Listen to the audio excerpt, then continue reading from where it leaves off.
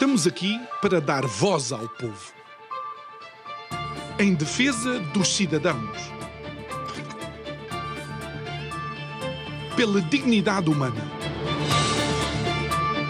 Todos temos deveres, mas também todos temos direitos.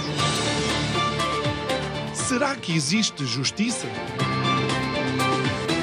Isto é o povo a falar. Olá, muito boa noite e bem-vindos a mais um Isto é o Povo a Falar. Como sabe, de segunda à sexta-feira, às 23 horas, o programa vai para o ar não só aqui na Curiacos TV, mas também a emissão é em simultâneo com a Rádio Vida em 97.1. E abordamos todos os temas e mais alguns daquele que é não só o nosso país, mas também algumas questões internacionais, sendo que ao longo destas 8 temporadas, inclusive temos tido o privilégio de ter convidados a falar connosco a partir de outros países tão perto ou tão distantes como, por exemplo, a China. O nosso convidado de hoje é jovem e não está tão distante assim, mas de facto faz a sua participação na vida cívica e na atividade cívica em Portugal através de aquilo que se pode considerar um canal de YouTube que surge, obviamente, com uma determinada história, mas que, mal saberíamos nós, estamos a assistir a uma verdadeira revolução dentro daquilo que são os meios de comunicação social e começam a ser precisamente estes canais como fontes de informação, ou pelo menos de análise política, que vamos vendo não só em Portugal, mas em todo o lado. Nosso convidado de hoje é o Gonçalo Sousa. Muito boa noite, Gonçalo. Obrigado por estares aqui connosco, teres aceitado o convite. E vamos começar um pouco pela história do canal. Como é que o canal surgiu? Que necessidade é que tu sentiste de começar a expor a tua opinião política nesse canal? Foi uma coisa muito ao acaso. Eu sempre gostei de dar as minhas opiniões políticas e eu comecei o canal quando tinha mais ou menos 19, 20 anos. E recordo-me que na altura, quando se tem 19, 20 anos, é complicado falar-se de política ou destes assuntos com as pessoas que nos rodeiam, pelo menos da nossa idade. E eu pensei, bem, não vou estar a amassar as pessoas com as quais me rodeiam com política, economia e finanças públicas, então vou criar um canal de YouTube, exponho aqui as minhas opiniões e no final do dia quem quiser ouvir ouve. Agora, se me perguntassem há 4, 5 ou 6 anos se eu imaginaria que iria estar aqui hoje a fazer disto vida também, não imaginaria, porque aquilo foi mais uma espécie de forma de me expressar livremente, não é? E não propriamente inicialmente com o intuito de seguir carreira profissional, mas correu bem nesse aspecto. Uma das primeiras, ou um dos primeiros impactos que há quando se criam esse tipo de canais, ou seja, com a exposição que esse tipo de canais tem, são de facto os comentários negativos. Deixa-me começar por aí. Não queremos que a conversa seja negativa em si, mas eu recordo-me a primeira vez que começámos a colocar os nossos programas no YouTube, com alguns dos convidados eu era comuna, com outros eu era fascista, ou seja, é difícil gerir isso. Como é que foi contigo? Por acaso, eu não senti muito esses comentários negativos. Há sempre um ou outro, não é? Mas a grande maioria dos comentários, pelo menos na minha circunstância, foi positiva. Agora, eu acho que nas redes sociais há um fenómeno interessante, mesmo até em plataformas de vídeos longos, como é o caso do YouTube. É que as pessoas normalmente, vou dar aqui um exemplo, um tempo de visualização média de um vídeo de 1 hora, por exemplo, tem cerca de 7, 8, 9 minutos. 7, 8, 9 minutos é uma parcela até significativa do ponto de vista temporal. A questão é que, se nesses 7 ou 8 ou 9 minutos eu tiver uma opinião um pouco mais radical à direita, mas noutra ocasião eu tiver uma opinião um pouco mais radical à esquerda, a probabilidade de eu ser chamado comuna ou de fascista nesse espaço de tempo é muito grande, porque a amostra que a pessoa visual e mediaticamente tem de mim são só esses 7 ou 8 ou 9 minutos. Então, em shorts e reels de 60 segundos, isso até se hiperboliza mais. Ainda mais. Muito bem. E vamos então para aquilo que de facto é a nossa conversa, que tem muito que ver com a atualidade no sentido da utilização das redes sociais enquanto plataformas de análise política ou inclusive para procurar fontes de análise política ou de informação. Como é que tens visto esse fenómeno e porque é que achas que aconteceu e se é realmente um fenómeno fenómeno para acabar ou que já se afirmou definitivamente? Eu acho que já se afirmou definitivamente. Aliás, politicamente falando, se nós compararmos as eleições dos Estados Unidos, agora as últimas, nós vimos que as aparições mediáticas mais importantes de Donald Trump nem sequer foram em meios de comunicação tradicionais. O mais falado, por exemplo, foi o aparecimento em podcasts como o Joe Rogan e afins, não é? E outros também bastante mediáticos. É uma coisa que irá chegar a Portugal, nós sofremos de um atraso civilizacional e, portanto, isso irá demorar mais uns anos até isso chegar. Daqui a 5, 10 anos, o aparecimento mediático mais importante do futuro Primeiro-Ministro ou do líder da oposição talvez não seja um debate na RTP ou num principal canal de informação generalista. Será talvez o aparecimento num determinado podcast a nível digital. Isso irá cá chegar, não é? Portanto, o que acontece lá fora chegará também aqui, mas o atraso civilizacional... Uma ida ao Milhões. Ao Miguel Milhão, ao CDK, não é? Portanto, é um exemplo disso. Portanto, isso será cada vez mais a realidade mediática no futuro. Porquê é que eu acho que isso aconteceu? Bem, em grande parte porque não há diversidade de informação em muitos casos nos meios de comunicação tradicionais. Com isto eu não estou a dizer mal propriamente dos meios de comunicação tradicionais, porque eles têm um papel importante. O jornalismo, do ponto de vista tradicional, é importante e necessário. A questão é que, muitas das vezes, o público saturou-se de uma monotemática em termos de opiniões nos meios de comunicação tradicionais. Ou seja, se eu vou ver um programa de comentário político em qualquer que seja o canal, que estamos aqui a falar do ponto de vista mediático tradicional, muitas das vezes o que acontece é que os comentadores têm opiniões muito concordantes entre si. E, portanto, não há muita discórdia. Nas redes sociais, isso não acontece. Às vezes a discórdia até é boa no sentido em que gera ali debate e etc. E no final do dia isso até dá mais visualizações, cliques e afins. E eu acho que é por aí, porque as pessoas procuraram algo diferente que os meios de comunicação tradicionais pecaram em não conseguir oferecer às massas. Mas não crees que, de alguma forma, pode ter existido um comprometimento, ou seja, os meios de comunicação... Uma vez alguém aqui disse que o mainstream ou a comunicação social, em vez de ser o quarto poder, estava deitado no quarto com o poder. Certo. Certo. Muitas das vezes isso acontece, aliás. A comunicação social deve ser independente do poder político, mas... Há comunicação social, neste momento financiada pelo Estado em Portugal, e a questão é como é que alguém pode ser independente quando é financiado por essa mesma outra coisa ao qual tem que ser independente, quer sejam privados ou públicos, porque isso aconteceu na altura da pandemia, com os 18 milhões de euros que foram financiados e até outras transações futuras. E já para não falar também das conexões políticas de determinadas televisões em geral, não é? Há ex-líderes políticos e ex-chefes de governo que detêm empresas de comunicação social. Portanto, a independência dos meios de comunicação social tem muito que se lhe diga. Eu prefiro um modelo como os Estados Unidos, em que eu vou ver a Fox News e já sei que vou ter uma perspectiva de direita em termos de opinião e informação, e em que liga a CNN e vou ter uma perspectiva de esquerda. Aqui em Portugal o que acontece é uma coisa para mim ridícula, ou seja, toda a gente se diz independente quando na verdade não o são. Eu prefiro ter uma perspectiva à direita, mas saber que estou a ver uma perspectiva de direita, ou ter uma perspectiva de esquerda... Se assuma uma linha editorial. Exatamente. Eu prefiro muito mais isso do que andarmos todos aqui a dizer que somos independentes, quando no final do dia não somos. Achas que, de alguma forma, o que aconteceu nos Estados Unidos foi a derrota desse mainstream e desse legacy media? Principalmente, também. Principalmente. Acho que é uma consequência natural da degradação da credibilidade. Não é tanto do instrumento em si. Porque eu acho que as pessoas continuam a gostar de ver televisão. Sim, e de jornalismo sério, e de investigação. Exatamente. A questão aqui parece-me ser a credibilidade. Porque, por exemplo, vou dar aqui um exemplo. A rádio continua a ser muito ouvida. Só que agora em plataformas digitais, no carro ainda, ou nos transportes, etc. É normal. Mas soube reinventar-se. A televisão em determinado aspecto também, mas eu creio que aqui se trata de credibilidade. A partir do momento em que o jornalismo, que no caso em Portugal é pago com o dinheiro dos contribuintes, em alguns casos, não transmite essa credibilidade, então as pessoas deixam de crer nessa mesma credibilidade e nesse mesmo jornalismo. E coloca-se aqui uma pergunta fundamental, que é até que ponto é que esse mesmo quarto poder, não é viável para a sustentabilidade democrática do regime quando esse pilar está completamente danificado?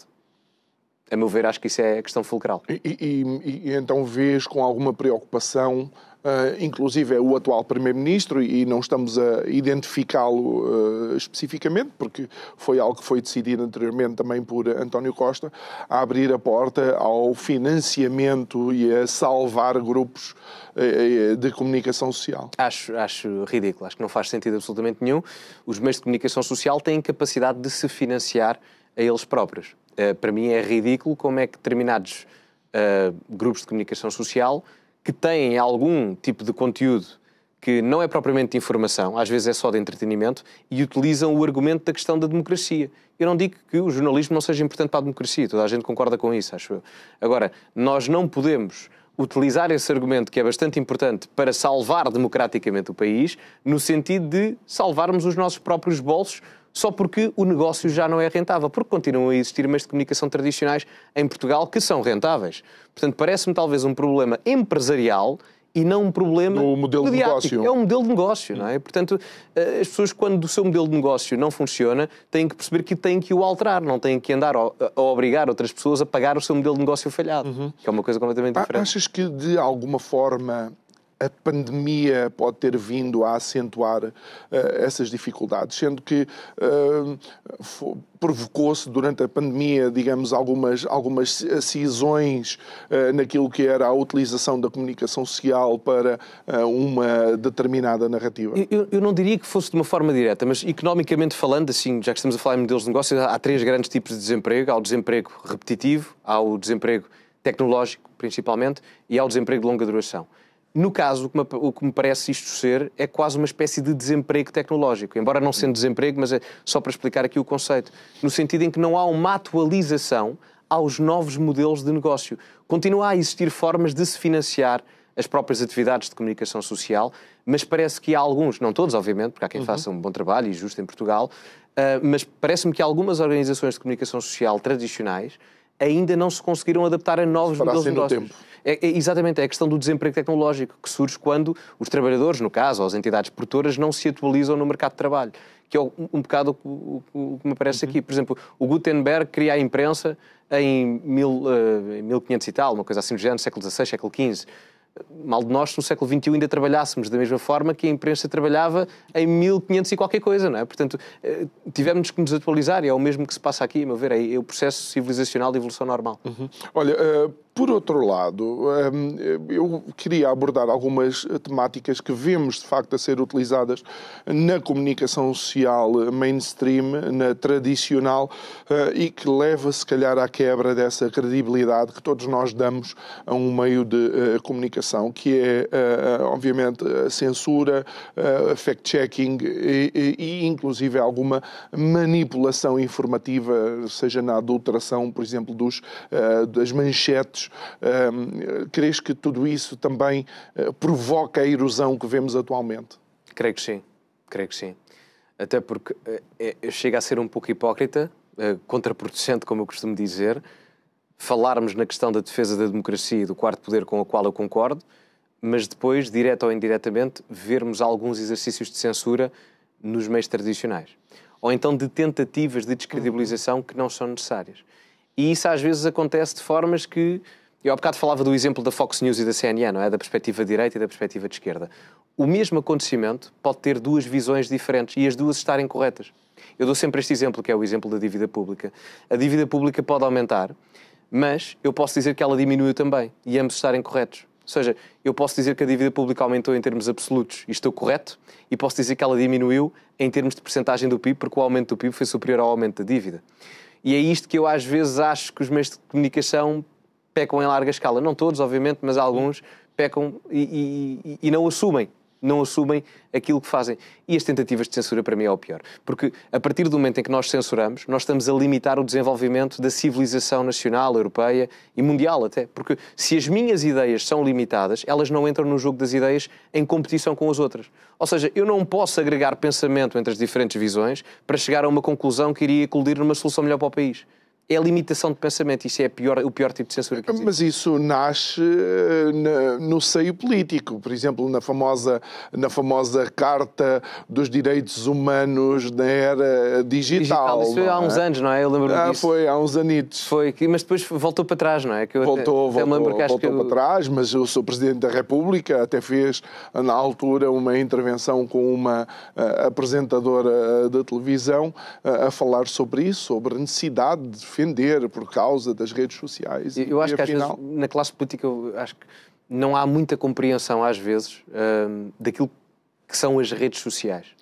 As redes sociais permitiram o fim das macronarrativas, de uma forma geral. Incluíram o poder da comunicação bidirecional.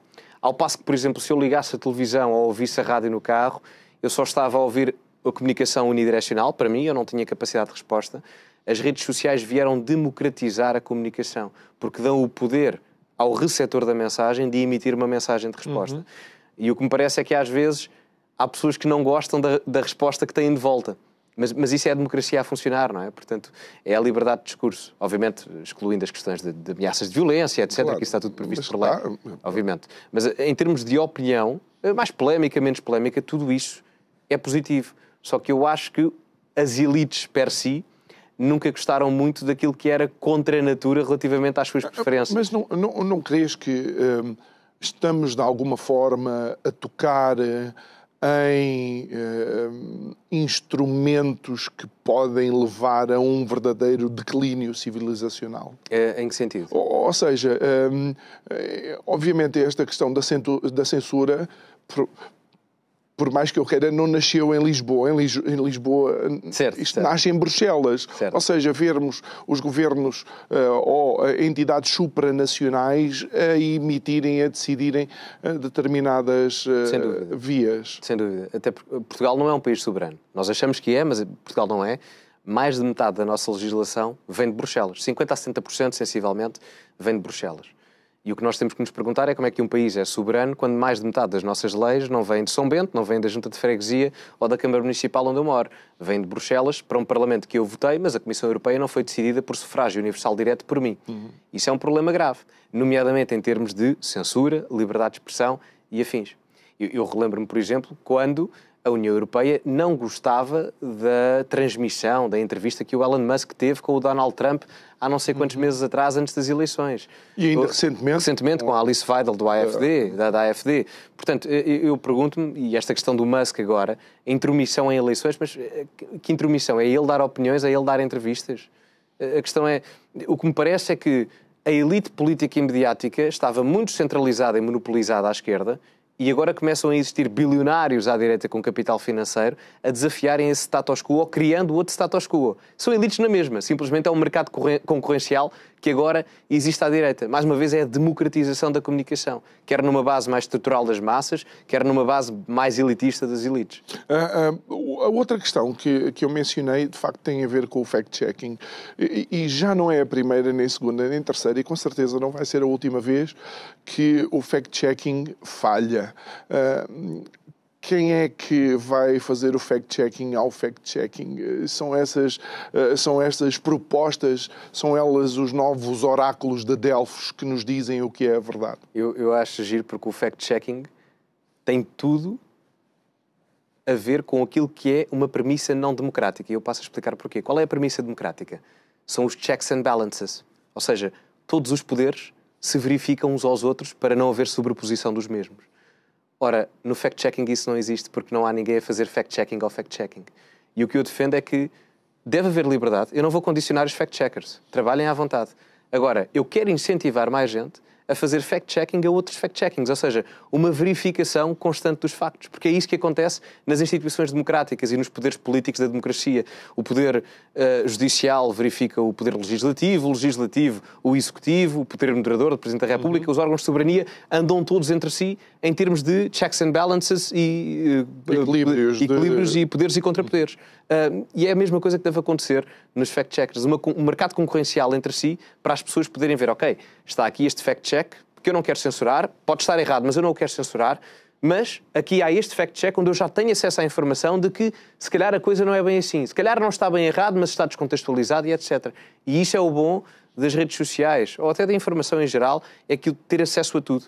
É a abundância, a oferta. Eu nunca vi nenhuma economia prosperar por limitar a oferta, nomeadamente de informação. Portanto, eu acho que é bom não censurar fact-checkers, não os condenar porque eles erram, é perfeitamente normal, toda a gente se engana, mas permitir que haja fact-check ao fact-check, da mesma forma que existe checks and balances entre todos os poderes da democracia. Mas não sentes que já existe, de facto, uma instrumentalização do fact-checking, ou seja, que vês em determinados momentos. Eu acho que nem encomendado o timing seria tão perfeito. Claramente, mas eu aí também acho que a culpa não é só da comunicação social. A culpa é das pessoas que dão muita importância a isso. Porque as coisas têm a importância que a gente lhes dá, não é? Portanto, um produto, por exemplo, pode valer 4 € aqui em Portugal, mas se na Rússia ou noutro país qualquer, as pessoas acharem que aquilo vale mais, vão pagar mais por isso. Ou seja, as pessoas importam-se muito ainda com a questão do fact-check, mas que também está a perder credibilidade. Sim. Mas é muito instrumentalizado. Muito instrumentalizado. Pior é quando é instrumentalizado por partidos políticos e por instituições europeias, principalmente.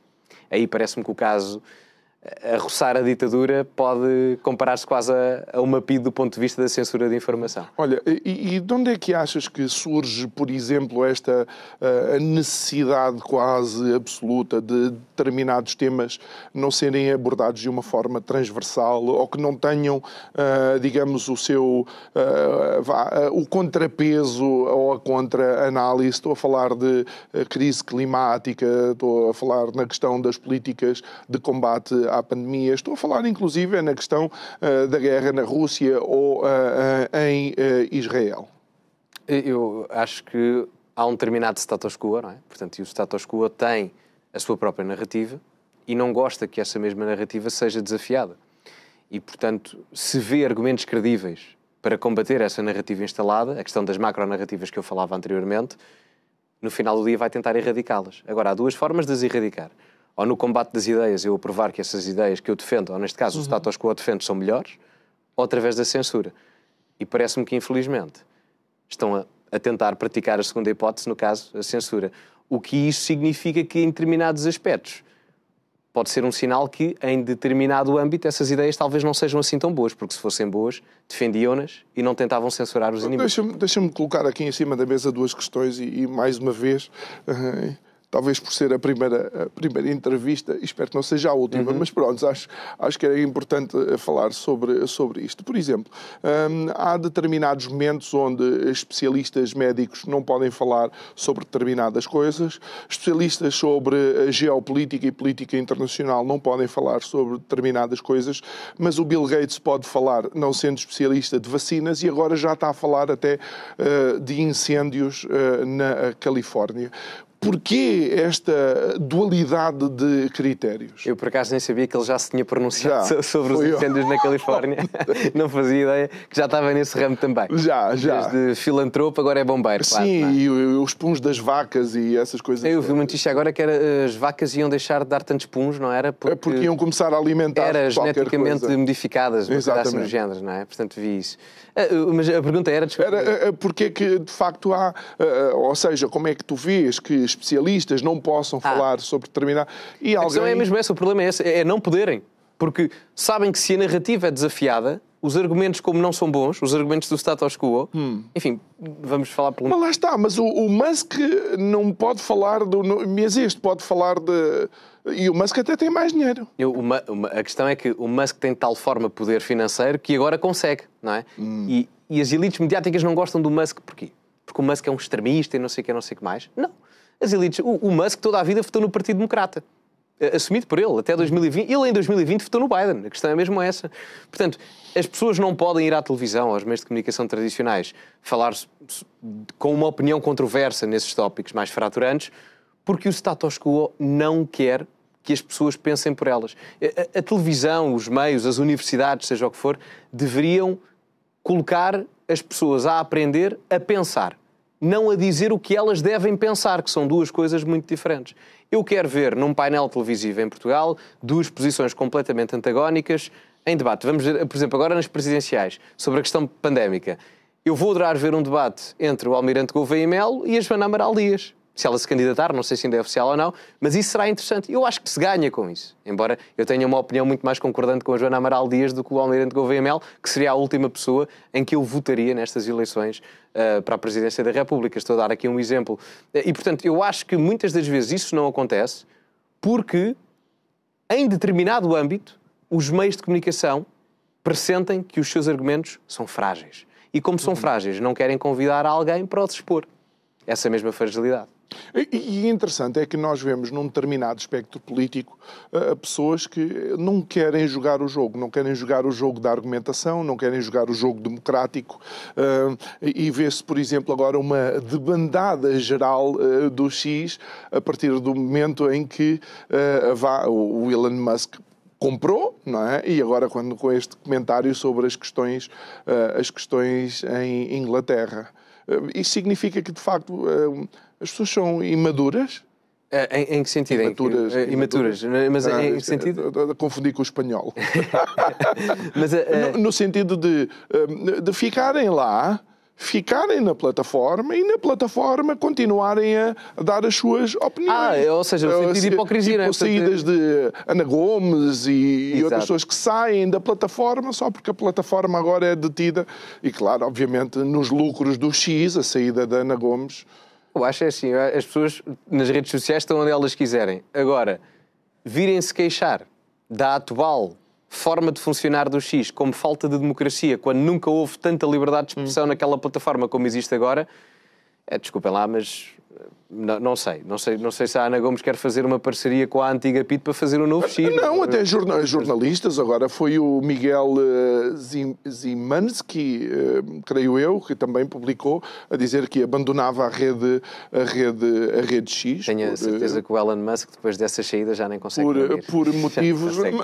Mas a minha questão é porque é que as pessoas não se mantêm onde estão? São livres, não é? De o fazer. Certo. Mas façam o jogo que muitos fizeram do espectro da direita. Certo. Muitas pessoas à direita, ou com opiniões diferentes, sofreram censura, sofreram bloqueios dos seus canais, sofreram tempos em que não podiam publicar nada para manter as suas opiniões. E eu acho que essa censura e esses bloqueios não devem acontecer a essas pessoas de esquerda agora. Porque aí seria estar a dar a razão ao argumento do qual eles fizeram no passado. Parece-me que não seria justo agora censurar e bloqueá-los agora. Não, eu não estou a dizer censurar, mas a dizer que à direita a malta aguentou o impacto. Não é? Exatamente, e a questão é mesmo essa, ou seja, agora que têm liberdade para se expressar contra aqueles com os quais vocês dizem não concordar, que são os extremistas, os radicais, que vão destruir isto tudo, exprimam-se, porque vocês têm a oportunidade para isso, ninguém vos vai censurar. Se as vossas ideias são assim tão boas, se o mundo melhora assim tanto com a vossa forma de pensar, então exponham-no. Vão ao jogo, não é? Uma equipa de futebol quer ganhar o jogo, entra em campo. Tem que ir a os jogo. Derrotados, os fracos, é que perdem por falta de compreensão. Não pode. Não é? Pois. É um bocado por aí. Olha, Gonçalo, relativamente ainda a estas questões, de alguma forma estamos a ver grandes plataformas e grandes nomes de plataformas que usaram da censura a fazer um backtracking. Eu estou a falar do Mark Zuckerberg e o próprio o da Amazon. Caraquinha. O Jeff o Bezos, o Jeff Bezos, ou seja, fazer aí um backtracking e a voltar a abrir. Eu acho que isso se deu... Há aqui duas coisas giras, porque parece que há muita gente que acreditava que o Zuckerberg tinha uma determinada opinião, ou o Jeff Bezos tinha uma determinada opinião. O que me parece, mas tem apenas a minha visão pessoal, é que esses detentores dessas entidades de informação, de redes sociais e afins, parece que estão a ir com a onda de quem está no poder. Quando estava no poder os democratas, ou quando estavam no poder os democratas, iam na agenda globalista à esquerda, woke, etc, etc. Agora têm uma retórica diferente, mais contundente com quem está no poder. Portanto, a mim parece-me que é um bocado Maria vai com as outras. Parece-me isso no sentido de sobrevivência própria, porque eles têm muito a perder. E eles sabem disso mesmo. Portanto... Achas que até a própria retirada dos departamentos de diversidade, equidade e inclusão tem muito a ver com isso? Tem muito a ver com isso. Tem muito a ver com isso. E até em pequenos pormenores. Por exemplo, o Zuckerberg tirou do Facebook os temas da bandeira LGBT, uma coisa assim do género. Portanto, é nesses pormenores que até se vê isso. E até Isso é o almighty dólar a falar.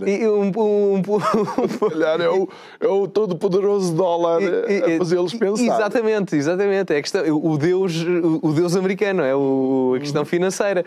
E até na esquerda isso se sentiu. Alexandre Ocasio-Cortez, que é uma política americana com a qual eu não tenho muita compatibilidade ideológica, como deves imaginar, mas dias após a eleição do Donald Trump, ela retirou os pronomes da bio do Twitter e das redes sociais. Ou seja, parece que até dentro da esquerda, a sarrafada que o Trump deu à esquerda eleitoralmente, falando nos Estados Unidos, fez com que eles próprios, à esquerda, começassem a pensar, isto temos que alterar qualquer coisa, porque senão isto não está bem. Porque o homem ganhou os governadores, ganhou o Senado, ganhou o Congresso, tribunais, ganhou o voto popular, ganhou os swing states todos. Portanto, foi uma razia completa. E eu acho que isso até à esquerda está a fazer a esquerda puxar-se para a direita. é uma evolução civilizacional que eu acho... Ou pelo menos repensarem, não é? Algumas das posições. Repensarem. Olha, e deixa-me ir àquela questão de que alguns consideram que também foi um dos grandes derrotados, não só nas eleições nos Estados Unidos, mas de facto estão a ser os grandes derrotados, com algumas mudanças até na Europa, que é o wokeismo e esta necessidade de determinadas classes, na realidade, terem um tratamento que, no fundo, é de exceção em relação aos outros cidadãos. Concordas? Concordo. Acho que é uma derrota. Ainda não chegou a Portugal porque temos aquele atraso civilizacional que eu já falava anteriormente, mas eu acho que isso vai se sentir agora na Europa nas próximas eleições, na Áustria, na Alemanha, até no próprio Reino Unido, enfim, no coração da Europa, isso será sentido. E as pessoas estão cansadas. Estão cansadas. Normalmente as pessoas dizem, a direita está a crescer. Eu acho que nem é bem a direita. Eu acho é que a esquerda foi tão para a esquerda nos últimos anos que as pessoas de centro hoje em dia acham que são de direita, mas são só pessoas de bom senso, senso comum, normal. E que no final do dia, uma pessoa de centro-esquerda em 2010, hoje em dia facilmente em Portugal votaria no Chega ou no Trump nos Estados Unidos. Mas sem dúvida nenhuma. Achas que uma pessoa à esquerda consegue olhar, por exemplo, para a destruição de quadros, a destruição de estátuas, a destruição, digamos, de bens até da humanidade e dizer, eu não quero mais este tipo de ideologia? Sim, há pessoas de esquerda muito competentes neste país, em Portugal, e que eu tenho a certeza, até acho que já se devem ter pronunciado sobre isso. Eu dou um exemplo, o Sérgio Sousa Pinto é uma pessoa de esquerda que eu gosto bastante de ouvir e até concordo em determinados aspectos. E ele é um homem que se assume como social-democrata. Aqui em Portugal nós achamos que ser social-democrata é ser de direita, mas é o único país do mundo onde se acha isto. A social-democracia é de esquerda em todo lugar do mundo, menos neste país. E é alguém com o qual eu concordo. E de certeza que há mais pessoas, até dentro do Partido Socialista, ou até em outras forças de esquerda, que olham para aquilo e não se revêem. E eu acho que no final do dia o que vai acabar por acontecer é que o radicalismo que a esquerda em geral teve vai prejudicar de tal forma a esquerda que a direita vai crescer, não porque há mais pessoas de direita, mas porque a esquerda foi de tal forma para a esquerda que o antigo centro está muito mais próximo da direita, que se calhar está aqui, do que a esquerda normal, que se calhar está aqui muito mais longe. E parece-me que é isso que aconteceu nos Estados Unidos. Aliás, o Trump, falávamos aqui do Elon Musk ter votado no Partido Democrata toda a vida. A vitória do Partido Republicano nestas eleições americanas é ganha, toda ela, as principais figuras são todos ex-democratas. O Trump era membro do Partido Democrata. O Robert Kennedy Jr. era membro do Partido Democrata. O Elon Musk votava no Partido Democrata. Portanto, toda esta vitória do Partido Republicano é principalmente de ex-democratas. E é isso que parece que vai acontecer. O ex-centrão é a nova direita. Mas de onde é que tu achas que surge, ou qual a necessidade de surgir movimentos como o wokeismo, onde se inclui, por exemplo, o revisionismo histórico, como querendo obrigar a pessoas de outras épocas a pensar à luz do conhecimento que temos atualmente? Conquista de poder, dividir para reinar. Conceito maquiavélico. Portanto, isso toda a vida aconteceu na política e continuará a existir, só que agora existe uma forma diferente. A meu ver, o wokeismo nasce até no século XX, isto é uma visão pessoal apenas, claro. Mas o wokeismo nasce do Jacques Derrida, com a teoria dele da desconstrução, em que ele desconstruía as palavras em diferentes significados. Por exemplo, esta caneca significa caneca, é o significado dominante. Mas tem outros significados. Isto aqui não sei se é de plástico, não é? Mas tem água aqui significado, tem branco, tem amarelo, tem preto, que são as cores. Há vários significados aqui agregados à caneca. Mas o significado dominante é o significado de caneca. Ora, o significado dominante é opressor perante todos os outros. No sentido léxico da palavra. Eu nunca mais vou olhar para as minhas canecas da mesma maneira, posto isto. E o Derrida o que fez foi transportar esta visão do significado dominante e o significado dominado para a vertente social e fez isso com classes étnicas, com classes sexuais, de orientação sexual e etc. E dividiu a sociedade assim, entre opressores e oprimidos, independentemente das características económicas ou financeiras ou pessoais das pessoas. Mas para os partidos assumirem políticas identitárias é um salto muito grande, não é? Exatamente, mas é uma forma de divisão entre as massas. E isso faz com que se capitalize ganhos eleitorais. Os políticos, as elites políticas, ganham imenso com a divisão tribalizar as coisas. Em tribalizar as coisas. Todas elas, a esquerda e a direita. Isto aqui não há santos, a política é uma selva, daí a expressão animal político. Todos ganham com isso. Só que eu acho que a esquerda foi demasiado longe com isso. Uma coisa é fazer o tribalismo político na questão do IRS ou na questão um bocadinho mais progressista ali, um bocadinho mais conservador acolá. Outra coisa é termos políticas de tal forma identitárias à esquerda que causam uma disfunção social brutal. Achas que, de alguma forma, a direita em Portugal, ou os partidos que representavam o espectro da direita em Portugal, deixaram que determinados temas, mesmo por causa desta tribalização dos temas políticos, temas como a imigração descontrolada, temas como a sexualização das crianças, temas como o revisionismo histórico, ficassem ao sabor de quem os utilizava, neste caso, os partidos da esquerda? A direita tradicional em Portugal teve medo durante muitos anos.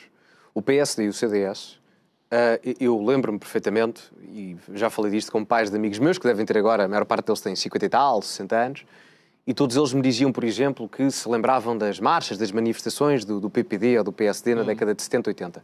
O PSD e o CDS deixaram de o fazer durante muitos anos. E ainda hoje parece que não o fazem, ou se fazem é muito residual.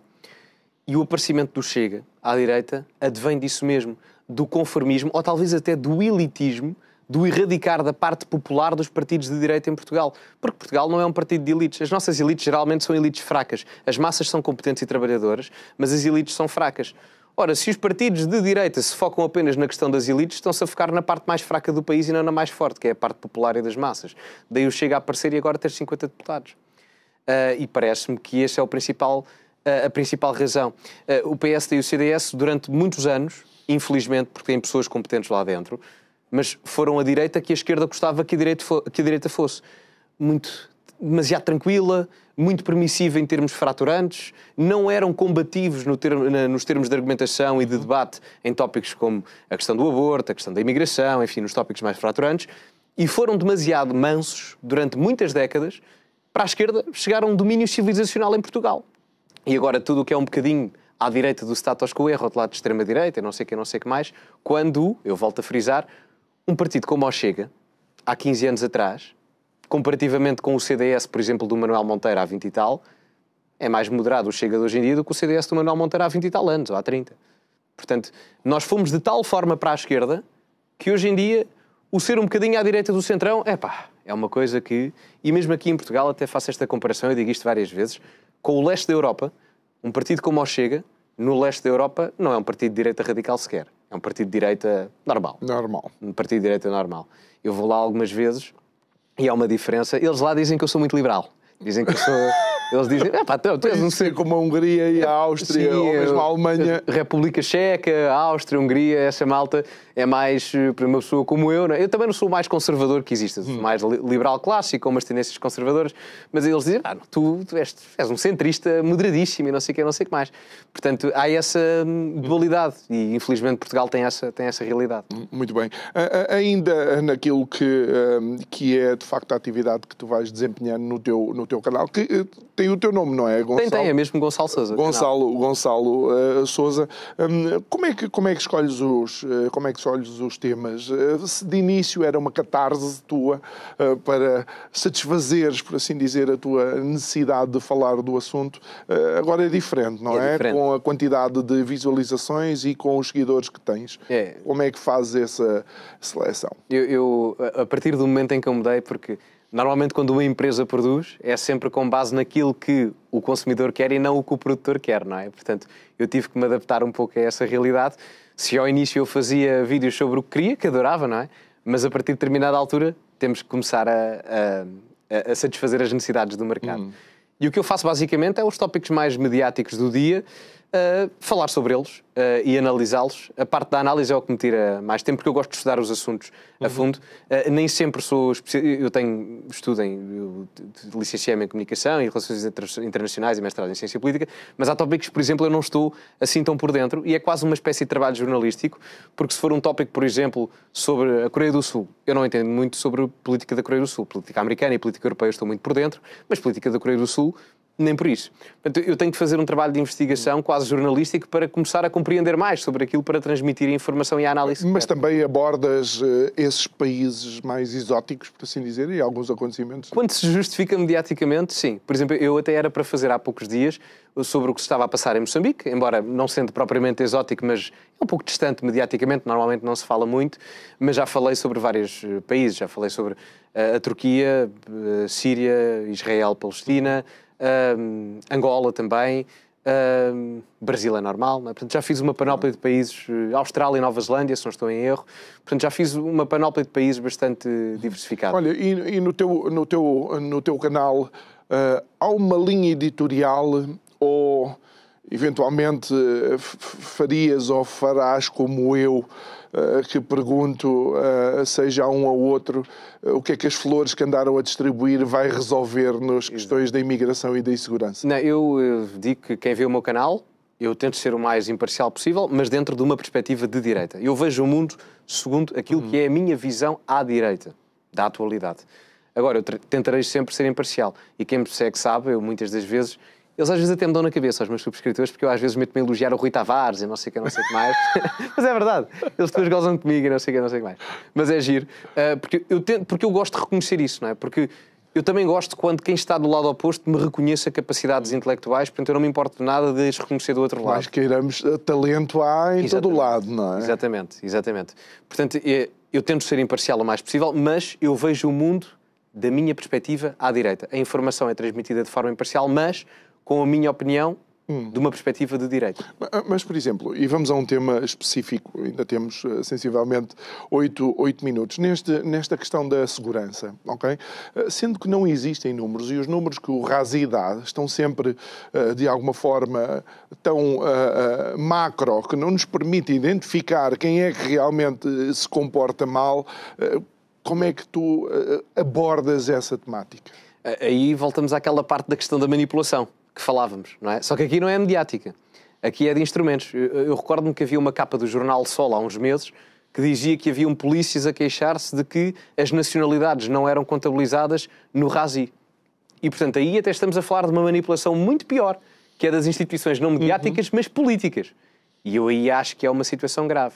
Por isso é que, e outra sondagem que foi feita, e aqui, no caso, bem pelos meios de comunicação social tradicionais, em que mostravam que 70% das pessoas, ou 70 e tal por cento, acho que esse era o número à volta disso, concordava com a intervenção policial no Martim Moniz. Ou seja, a grande maioria do país.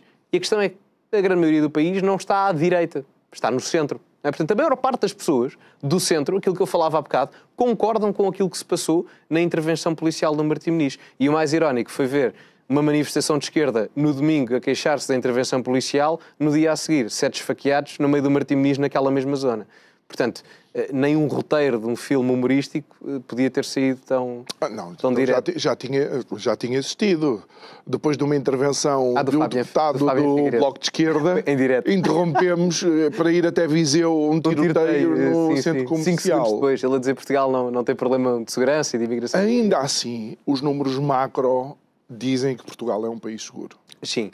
Temos que ter uma perspectiva de salvaguardar o futuro ou achas mesmo que todas estas populações é que estão a causar insegurança em Portugal?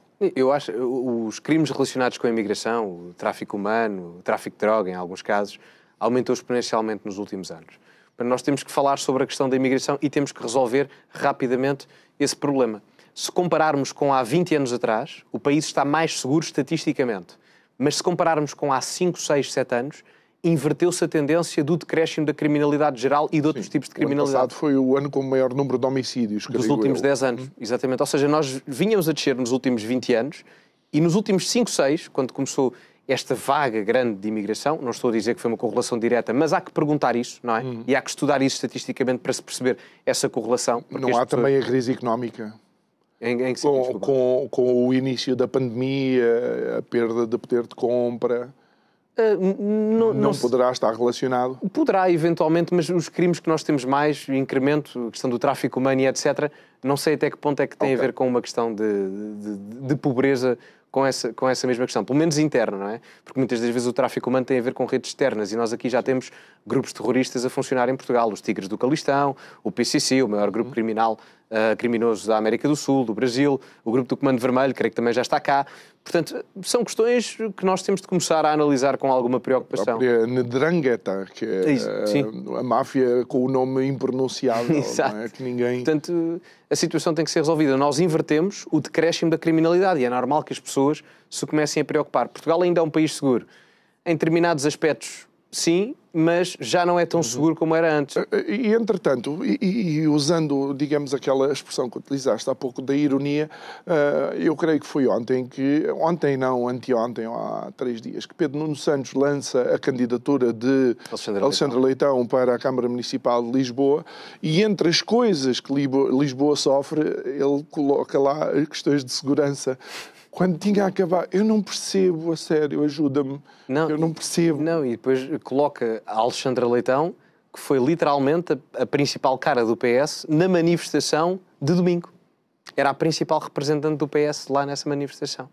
E eu honestamente não consigo compreender.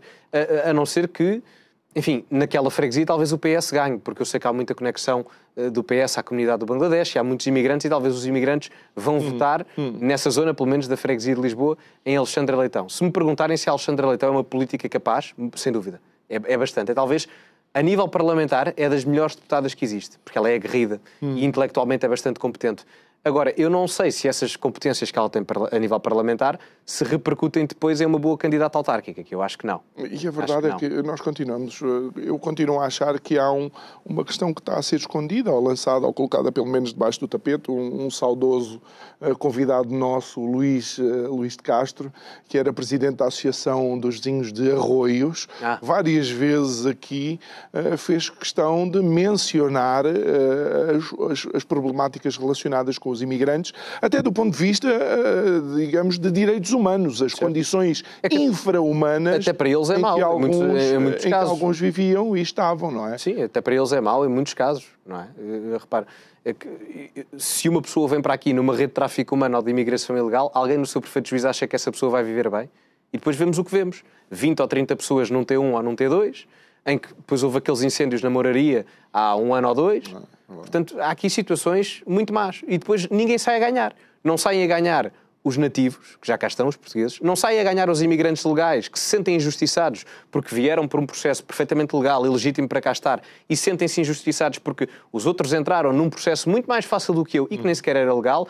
E, no caso, há os explorados, no caso da questão da ilegalidade, que vivem 30 ou 40 numa casa que só dá para 4 ou 5 pessoas. E alguns deles trabalham para pagar a dívida do dinheiro que os trouxe... Que os trouxe cada viagem do tráfico humano até cá. Sim, é verdade. Estamos nos últimos 2 minutos, sensivelmente, da nossa conversa, Gonçalo. O quão importante é, então, que nós que necessitamos de informação, porque não vale a pena achar que não necessitamos, sem dúvida. O quão importante é utilizar, de facto, a massa cinzenta e ter cuidado com as fontes e ser seletivo realmente, e também não acreditar só porque é uma cara ultra conhecida de alguém muito famoso que está a dizer o que quer que seja. Eu acho que eu acabo sempre os meus vídeos a dizer, e acima de tudo cultivem-se, e eu acho que a questão é mesmo essa, é termos sentido autocrítico. Eu criei o meu canal não é para as pessoas pensarem como eu, é para as pessoas pensarem comigo. Se concordarem comigo é pá, olha, porreiro, fantástico, mas eu quero é que as pessoas pensem, discordem, concordem, que não sejam dogmáticas, que sejam pragmáticas, no sentido em que eu posso gostar muito de ti, mas eu não vou concordar a 100% contigo. Ou eu posso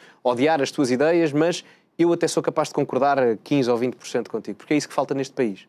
O problema não está tanto na classe política, o problema está nos portugueses. Há pouco sentido crítico neste país, há pouca iniciativa para criar riqueza, há pouca capacidade intelectual aqui.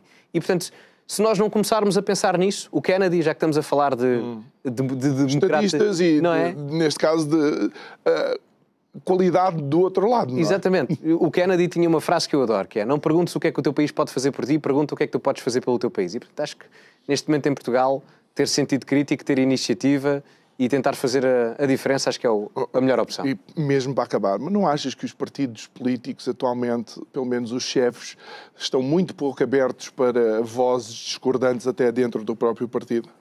Eu não gosto muito de partidos políticos.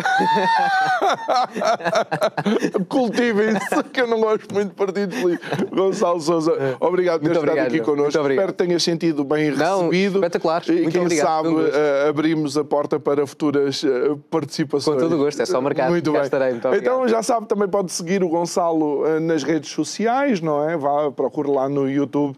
Se tiver paciência para ouvir, acho muito bem, mas se não, lá está. É como ele diz, cultive-se, pelo menos terá a certeza de que a decisão que toma vem com a informação suficiente para que você considere uma boa decisão. Resta-me recordar que também pode rever esta conversa, obviamente, no nosso canal de YouTube. Desejo-lhe um ótimo fim de semana. Segunda-feira estamos de volta para mais uma semana de conversas. Boa noite, bom fim de semana.